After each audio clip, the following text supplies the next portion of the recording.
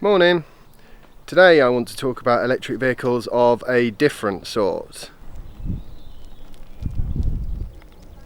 Rideables are big business these days, ever since Swegway came along, and I'm having to really concentrate here. This is not quite as easy as it looks.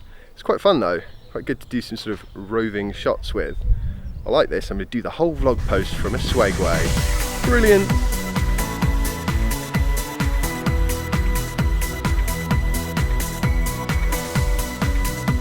We're at my parents' house today for a bit of a family get-together, and my brother has brought his Swegway.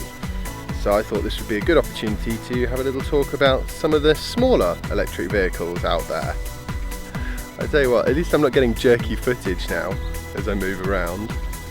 Try not to run into my car. That wouldn't be good.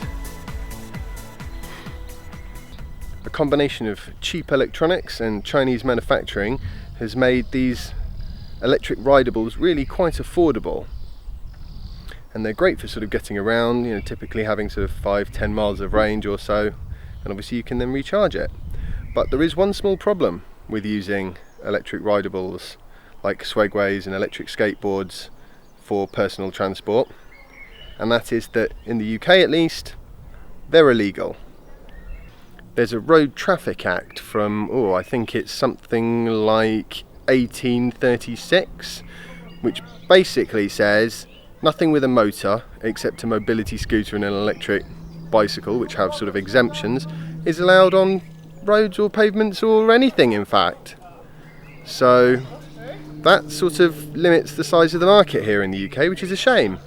In the US, they're everywhere, where they have a sort of slightly more relaxed attitude to everything, more or less. So where can you use something like a Swegway? Well, basically only on private land. I think to a large degree it sort of stifles innovation in what could be potentially quite an exciting new sort of market in personal transportation. Probably the law is a little over strict in this case. Admittedly, I wouldn't go bombing down the streets in a Swegway. When you've got an electric bicycle, then you're fine. The problem with an electric bicycle is you can't easily fit it in the back of your car. I mean, you'd have to get a folding one. It's going to take up probably the whole boot, and these aren't problems that are easy to overcome with some, with the way the UK law is at the moment. I've been wanting to get an electric something or other that'll fit in the back of my car, and I think what I've decided is I'm going to go with an electric bike at some point. Probably won't get it for a while, but when I do, it'll be quite cool. The only slight annoying thing with an electric bicycle is it's not quite got the same fun factor as an electric skateboard.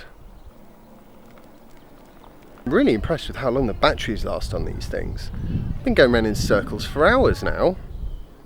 Last time I tried to get off this thing, it all went horribly wrong. Apparently you're not supposed to step forwards when you get off it. It's easier to step backwards. So maybe it is a good thing that you're not allowed to legally use them on the road and on pavements and stuff. I think electric skateboards make more sense anyway. Besides, I'm going to go down the electric bicycle route, a bit more sort of sensible, and also you can cover far more miles. Typical electric bicycles will do 30 to 50 kilometres depending on the make, which and at a much more sensible speed with a higher degree of safety. So yeah, I think that's probably the route I'm going to go down. Right, now I just need to remember to step off backwards. Yay, I got off the thing without breaking my neck this time. Awesome. I hope you've all enjoyed today's vlog post. If you have, don't forget to give it a big thumbs up and subscribe if you haven't already. And I'll see you tomorrow for the next instalment of my daily vlog. Bye!